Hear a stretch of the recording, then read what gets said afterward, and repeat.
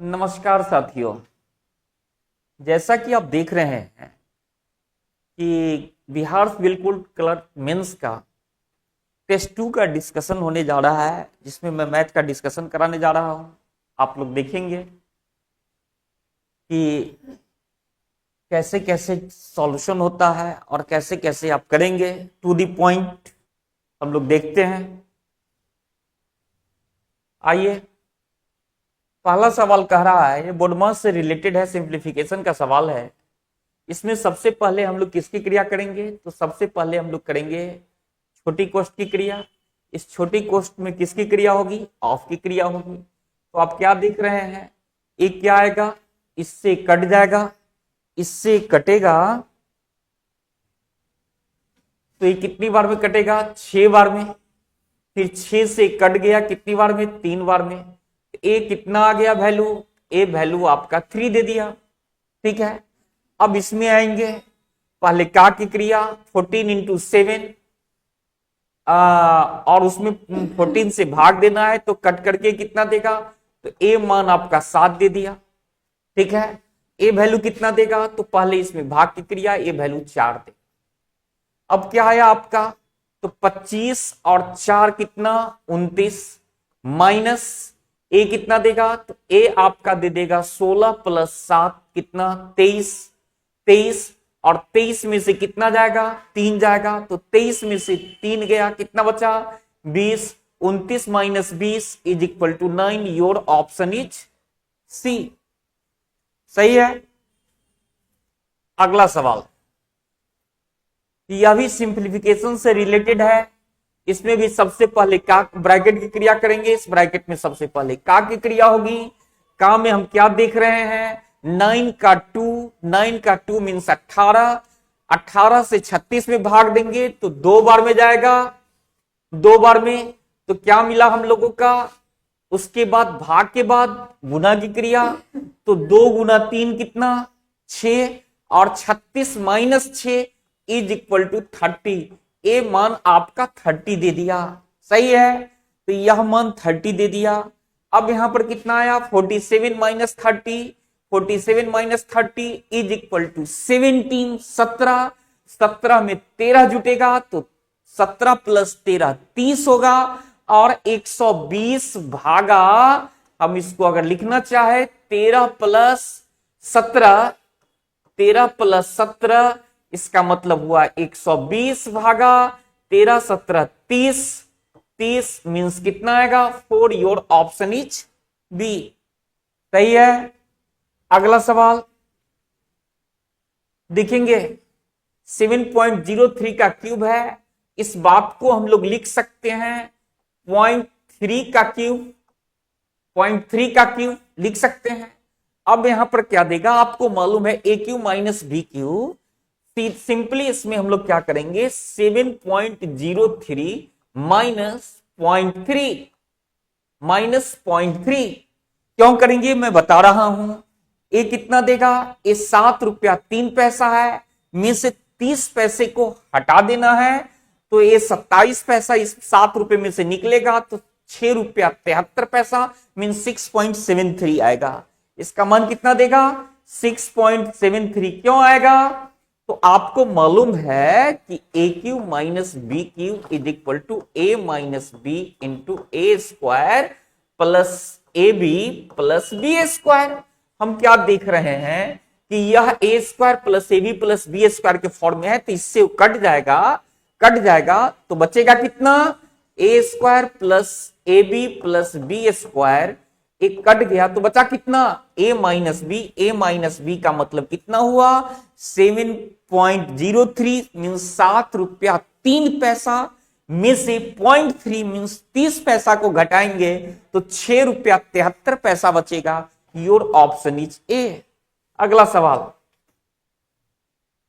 अब देखेंगे, यहां पर a ratio b ratio c बराबर 10 मीन्स ए का मान 7, बी का मान 3, सी का मान 5 डाल देंगे। ए जोड़ बी जोड़ सी, 7 3 10 5 15, 7 प्लस 3 प्लस 5, और ए कितना दे देगा? तो यह हमारा आ जाएगा कितना? तो यह दे देगा 7 गुना 2 14, 14 प्लस 3 14 प्लस 3 माइनस 5, तो ए आ गया 14 3 17 में से 5 गया 12, और ए दे दिया आपका 15, 15 ratio 12, 15 ratio 12 means 3 5 3 4 5 ratio 4। Your option is D, your option is D. अगला सवाल देखिए, ए रेशियो बी बराबर इतना, ए रेशियो बी बराबर कितना दे दिया, तो ए रेशियो बी बराबर आ जाएगा 8 और 6, 8 और 6, 8 रेशियो 6, 8 रेशियो 6। इसको 4 रेशियो 3 भी बोल सकते हैं, इसको क्या बोल सकते हैं, 4 ratio 3। B ratio c, b ratio c बराबर कितना देगा, तो ए देगा 9 और 15, 9 रेशियो 15, 9 रेशियो नहीं नहीं 9 रेशियो 15 नहीं, ए देगा 9 3 रेशियो कितना 5। या इसको एक लाइन में लिख सकते हैं हम लोग, क्या लिख सकते हैं कि ए दे देगा हम लोगों का कितना, तो ए रेशियो बी बराबर इसका एलसीएम 8 देगा, 8 का मतलब है 4 और 3, सीधे छोटा करके लिखिए 4 रेशियो 3। बी रेशियो सी कितना 9, तो 3 ratio 5, 3 ratio 5। And c ratio d कितना, तो एलसीएम इसका 12 देगा, तो 2 10, 10 रेशियो 9, तो सी रेशियो डी कितना 10 रेशियो 9। यस या नो। अब ए बी सी डी का अनुपात पूछ रहा है, हम क्या देख रहे हैं, यहां भी यहां भी, यहां बी का मान 3, यहां बी का मान 3, कंडीशन संतुष्ट कर रहा है। लेकिन यहां सी का मान 5 है, यहां सी का मान 9 है, तो इसमें अगर हम 9 से गुना करा दें, जब 9 से गुना कराएंगे तो यह 27 हो जाएगा, तो इसका भी मान 27 होना है, तो इसको भी हम कितना से गुना करा दें, 9 से गुना करा दें, तो ए मान कितना देगा 36 रेशियो 27, ए वैल्यू कितना देगा 27 रेशियो 45, 27 रेशियो 45, और यह मान कितना दे दिया, तो यह मान हमें, सी का मान यहां 10 है, यस राइट, सी का मान यहां 10 है, लेकिन यहां 45 कर दिए, it's wrong, it's wrong means इसको 10 बनाना है, इसको कितना बनाना है 10 बनाना है।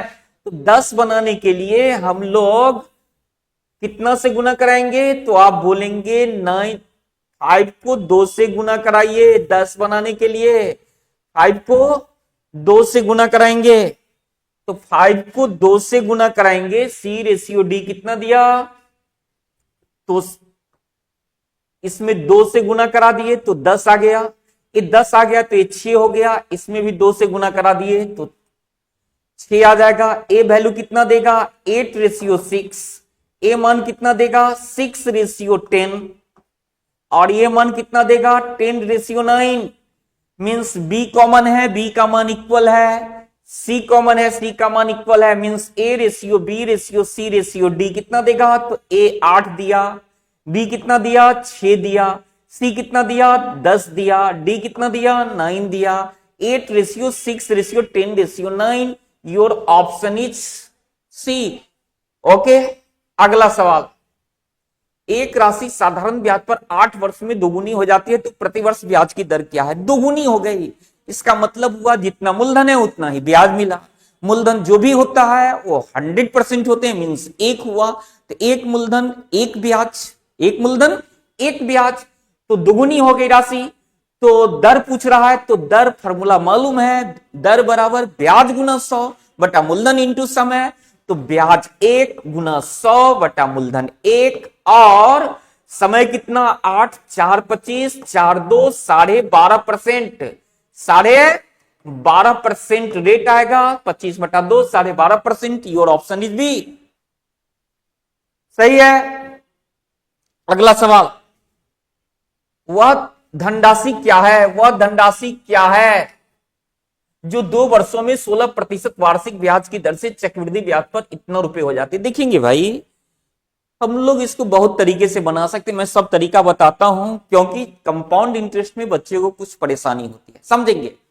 पहला तरीका क्या होगा, तो पहला तरीका ये देगा कि आपको मालूम है कोई भी एक चीज सक्सेसिव बढ़ता घटता है, तो कौन सा फॉर्मूला लगाते हैं, ए जोड़ बी जोड़ ए बी बाई 100, मीन्स 16% की दर से 2 साल का, कंपाउंड इंटरेस्ट कितना देगा, तो 16 प्लस 16 प्लस 16 गुना 16 बटा 100, 16 16 32 और 256 बटा 100, 256 बटा 100 मीन्स 2.56, 32 प्लस 2.56 34.56% ब्याज मिलेगा, सीआई मिलेगा।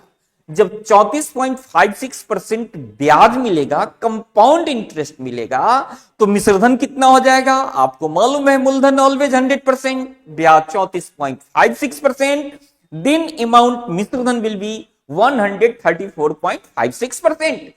अब देखेंगे यह मिश्रधन हमें कितना दे रहा है, 134.56% का मान कितना, तो 201840। तो कह रहा है कि राशि कितनी है, तो राशि ऑलवेज कितना परसेंट, 100% राशि होगा। राशि ऑलवेज कितना, 100%। ये कितना देगा, 201840 बटा 134.56 गुना 100। ठीक है, ये डिसमल हटेगा तो 2 जीरो हम बढ़ा देंगे ऊपर में, तो 2 जीरो बढ़ा दिए, मुझे दिखाई दे रहा है ए कितनी बार में कट जाएगा, तो ए आपका कट जाएगा 15 छक्का 90, 75 85 84, एक कट जाएगा आपका 15 बार में, ए 15 बार में इसको काट देगा, 15 पर कितना zero, 4 zero. Your option is this. एक तरीका ये हुआ। अब दूसरा तरीका इसी का देखेंगे। दूसरा तरीका क्या हो सकता है कि दूसरा तरीका आपका होगा, मान लेंगे मूलधन पी रुपया है, मूलधन कितना, पी रुपया, तो मूलधन पी रुपया है और प्रति वर्ष कितने परसेंट की दर से रेट दे रहा है, 10-16% की दर से। तो एक साल बाद यह राशि 116 बटा 100 हो जाएगी, 116 बटा 100 हो जाएगी। दूसरे वर्ष यह जो मिश्रधन होगा वो अगले समय के लिए मूलधन हो जाएगा, यही तो कंपाउंड इंटरेस्ट है। तो इसका फिर 116 बटा 100 और यही राशि हमें दे रही है कितना, 201840। इसको काटिंग फिटिंग करेंगे तो क्या आएगा, यह आएगा 15 पर, पी बराबर दे देगा 15 पर कितना जीरो, तो 15 पर आपका 4 जीरो, 1 2 3 4 जीरो, यही पी का मान आएगा, यही मूलधन आएगा। एक दूसरा तरीका हुआ। तीसरा तरीका क्या हो सकता है, तो तीसरा तरीका देखेंगे। तीसरा तरीका देखेंगे कि 16% का फ्रैक्शन वैल्यू भिन्न में कितना आएगा, तो 16 बटा 100। तो आप बोलेंगे 16 बटा 100 को लिखेंगे 4 बटा 25, फ्रैक्शन मान 4 बटा 25 दिया, अर्थात 4 बटा 25 दिया। इसका मतलब यह हुआ कि 25 रुपया अगर मूलधन है तो उस पर एक साल में 4 रुपया ब्याज देता है, मीन्स 25 का चीज 29 हो जाएगा एक साल में। 25 का चीज कितना हो जाएगा, 29 हो जाएगा। फिर अगले साल यह 25 का चीज 29 हो जाएगा, अर्थात 2 साल में 625 रुपया कितनी हो जाएगी, तो 29 गुना 29 841, 841 हो जाएगी। यस या नो।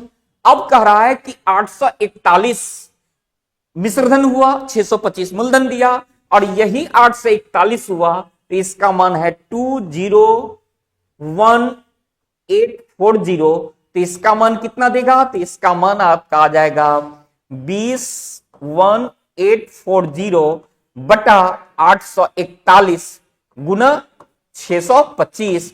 इसको काटेंगे तो यही देगा 15 पर कितना जीरो, 15 पर 1 2 3 4 जीरो, यही आंसर है।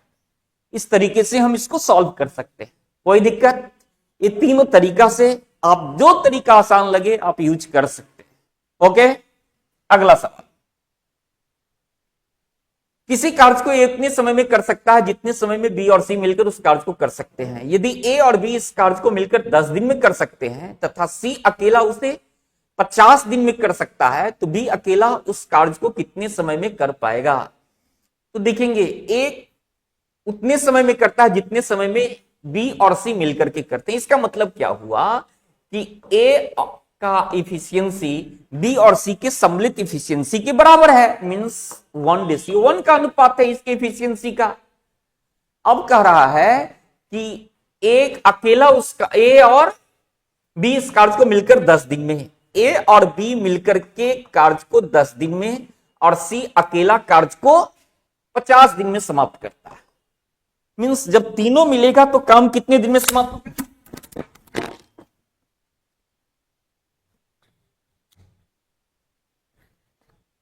तीनों मिलेगा तो काम कितने दिन में समाप्त होगा? तो तीनों मिलेगा तो काम समाप्त होगा। टोटल वर्क कितना यूनिट का आएगा? तो 10 50 कैल्शियम कितना देगा? 50 यूनिट। 50 यूनिट। ए एक दिन में कितना यूनिट काम किया? 5 यूनिट। एक दिन में कितना यूनिट काम किया? तो 1 यूनिट काम किया। अब आप क्या देख रहे हैं, एक दिन में टोटल कितना यूनिट काम हुआ? तो 5 और 1 6 यूनिट काम हुआ। कितना यूनिट? 6 यूनिट। और ए और बी प्लस सी का इफिशियंसी कितना है? बराबर है। मींस एक दिन में यह दोनों 6 यूनिट काम किया, मींस 3 यूनिट ए का काम है और 3 यूनिट बी और सी का सम्मिलित काम है। यस या नो? तो बी और सी एक दिन में 3 यूनिट काम करता है और यहां से यह निकला कि सी एक दिन में 1 यूनिट मात्र काम कर रहा है। बीसी एक दिन में 3 यूनिट, सी एक दिन में 1 यूनिट, अर्थात बी अकेले एक दिन में कितना यूनिट काम करेगा? तो 3 - 1 = 2 यूनिट। यस या नो? तो बी अकेला एक दिन में 2 यूनिट काम करेगा। काम टोटल कितने यूनिट का है? 50 यूनिट का काम है, तो एक दिन में 2 यूनिट, तो 50 यूनिट काम कितना दिन में? 50/2 25 दिन। यही आंसर आएगा। Your option is c. सही है। अगला, एक मशीन 240 औजारों को काटने में 10 घंटे का समय लेती है। 25 घंटे में यह कितने औजारों को काटेगी? 240 औजार। 10 घंटा, 10 घंटा में 240 औजार, तो 1 घंटा में कम काम होगा ना। कितना काम होगा? 240/10 औजार काटेगा 1 घंटा में। और कितने घंटा काम करना है? 25 घंटा, तो 25 घंटा में ज्यादा काम होगा। तो ज्यादा के लिए क्या गुना, इससे कट गया 25 चौका 100 और 25 500, 500 और 1 600। टोटल वर्क कितना हो गया? 600। कोई दिक्कत? अगला सवाल, कोई कार 144 किलोमीटर की दूरी 1.8 घंटे में तय कर सकती है। 20% अधिक चाल से यह दोगुनी दूरी कितने समय में तय करेगी? देखेंगे 20% अधिक चाल, 20% का फ्रैक्शन मान कितना देगा? तो 20/100 1/5। मींस चाल जो है, स्पीड जो है वह 1/5 से बढ़ गया, मींस 5 से 6 हो गया स्पीड। स्पीड कितना हो गया?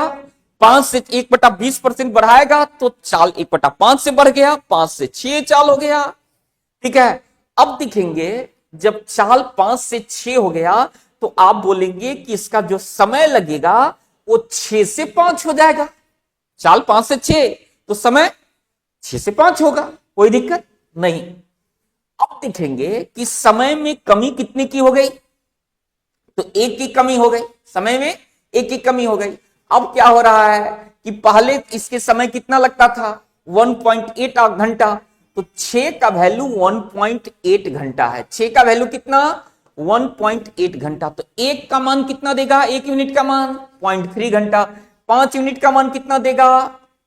0.3 से 5 में गुना करा देंगे, मींस 1.5 घंटा। कहने का मतलब यह हुआ कि चाल को जो 20% से बढ़ाएगा तो जो पहले 1.8 घंटा समय लगता था वह लग जाएगा कितना घंटा? 1.5 घंटा, मींस 1.5 घंटा समय लगेगा। चाल को 20% से बढ़ाएगा तो उसी दूरी के लिए, कितने किलोमीटर के लिए? 144 किलोमीटर के लिए। लेकिन कह रहा है कि यदि चाल से यह हुआ दोगुनी दूरी कितने समय में तय करेगी? दूरी को क्या किया? दोगुना कर दिया। जब दूरी को दोगुना करेगा तो समय भी जाहिर सी बात है कितना होगा? दोगुना होगा। 1.5 घंटा का दोगुना कितना? 3 घंटा। Your option is c. ठीक है। कोई दिक्कत? अगला सवाल। That's all. Thank you.